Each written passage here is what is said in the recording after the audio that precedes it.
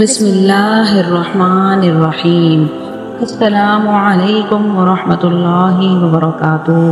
محترم ناظرین، امید ہے آپ سب خیریت سے ہوں گے۔ ناظرین، آج کی ویڈیو کا عنوان ہے حضرت عمر رضی اللہ تعالی عنہ کا پیام دریائے نیل کے نام۔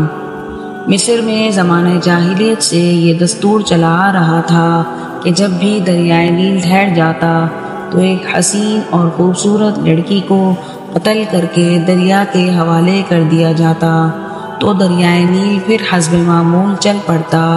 حضرت عمر رضی اللہ تعالی عنہ کے دور خلافت میں جب مصر فتح ہوا اور حضرت عمر بن عاص رضی اللہ تعالی عنہ وہاں کے گورنر مقرر ہوئے تو اس وقت بھی حسب معمول دریائے نیل کی روانی ختم ہو گئی اور وہ ٹھہر گیا۔ اس موقع پر حضرت عمر بن عاص رضی اللہ تعالی عنہ سے لوگوں نے اس دستور کا ذکر کر کے اس کے مطابق عمل کی اجازت چاہی۔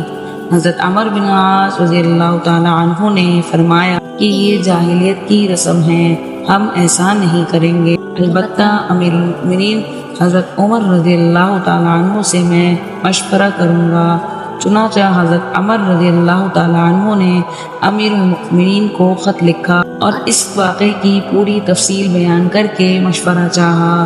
امیر المؤمنین حضرت عمر رضی اللہ تعالی عنہ نے اس کے جواب میں دریائے نیل کے نام ایک چٹھی روانہ فرمائی اور حضرت عمر بن عاص رضی اللہ تعالی عنہ کو لکھا کہ وہ چٹھی دریائے نیل میں ڈال دیں۔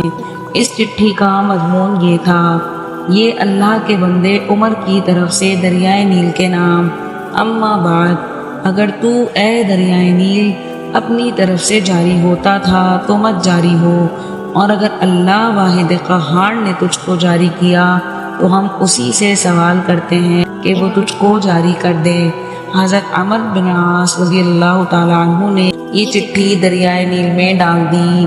چٹھی کا ڈالنا ہی تھا کہ دریائے نیل خوب تیزی کے ساتھ رواں ہو گیا، سبحان اللہ، اور پھر دریا کبھی بھی نہیں رکا۔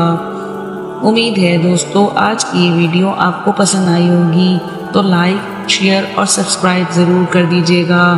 ملیں گے اگلی ویڈیو میں، تب تک کے لیے اللہ حافظ۔